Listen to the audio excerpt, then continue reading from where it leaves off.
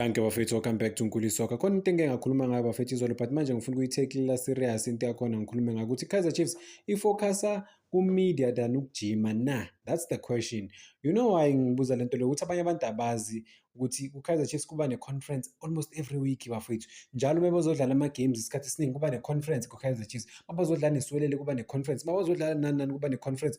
Ukuthi abanye abantu they are not aware ukuthi ama-conference akhona because of akhava ama-journalist awakhava abantu base-TV like ukuthi kune-media kune-SuperSport, no, ama-journalist and then a-reporter about what has been said. Abantu-ke lesi engidlalela i-TS Galaxy sengiyazi ukuthi ku-Kaizer Chiefs ngoba ba-reporta njalo sebayasho ukuthi uCheslade akekho, ubani akekho, njalo ba-reporta njalo. So wonke ama-teams waku-Betway Premiership or yonke i-team ezodlala ne-Kaizer Chiefs seyazi ukuthi kuzodlala bani. Nami angilidlali nokudlala ibhola but sengiyazi ukuthi kuzodlala bani, ngiyazi ukuthi ubani akekho njalo. Fane yabona i-Orlando Pirates fine iyayibiza i-media but not njalo. Mamelodi Sundowns angazi ukuthi i-media ibiza makunjani kube open day. Kaizer Chiefs ama-open day we-media akhona almost every day. Mababuya ku-camp le-Africa bekune-media. Already kuligi kudlalwa amameshi, badlala amameshi awu-8 kuligi bafethu. Niyazi ukuthi i-media sebayibize kangaki lapha eNaturen bazo-update i-media about what's happening, nanokuthi i-media yazi izinto zakhona khona bazokwazi ukureport. Sebabiza i-media kawu-6 bafethu. In fact it's more than 6 because yazi bayibiza kanjani i-media. Okay. Kune-media yase-SABC ngeke ngimusho umuntu wakhona igama lakhe because mangihlangana nawe uzobona ngathi ngiyam-expose or kanjani. UseNaturena almost njalo alipheli iviki angayanga eNaturena ayo-reporter direct with what's happening eNaturena, right? And then kuba-ke nalaba abanye-ke let's say bako-ENCN or bakuphi bakuma-media platforms, even nalaba bako-independent abako-Kick-Off and then bako-Far Post nabanye nje baningi bafethu uma ulapha ku-media eNaturena baningi. Bebuza ama-journalist mhlawumbe awu-20 something njalo. Almost every week babhekana nama-journalist awu-20 something.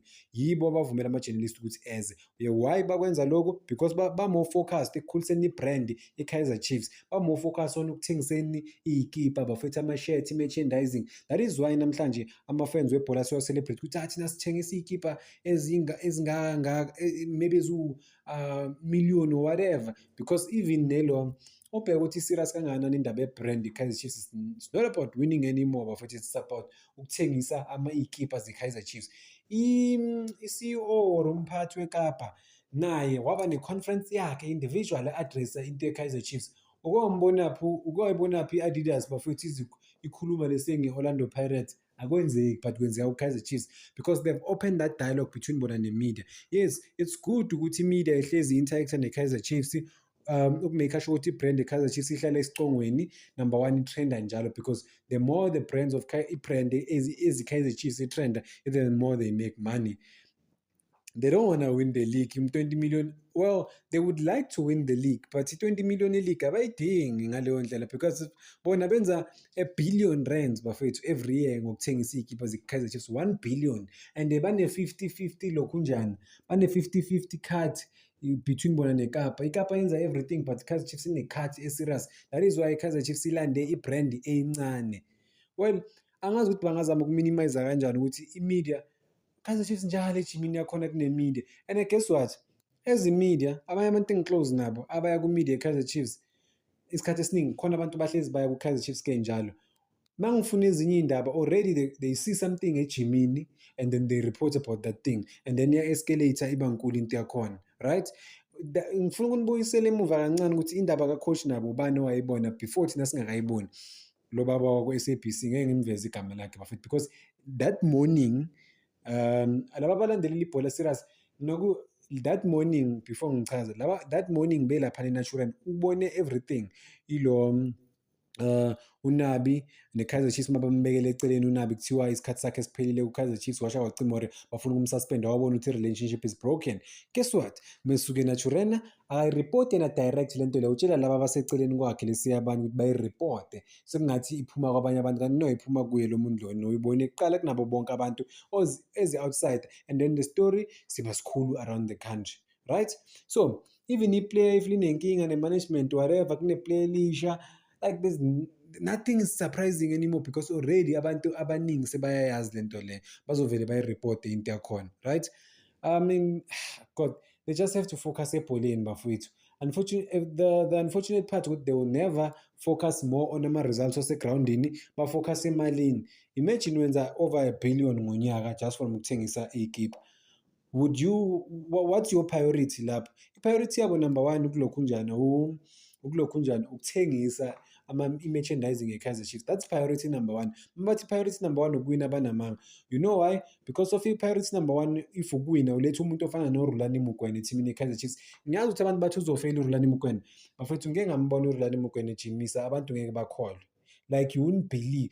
Laba bantu abacabanga ukuthi bazi ibhola. Mina ngikholela ebholeni number one. Nakuma-development.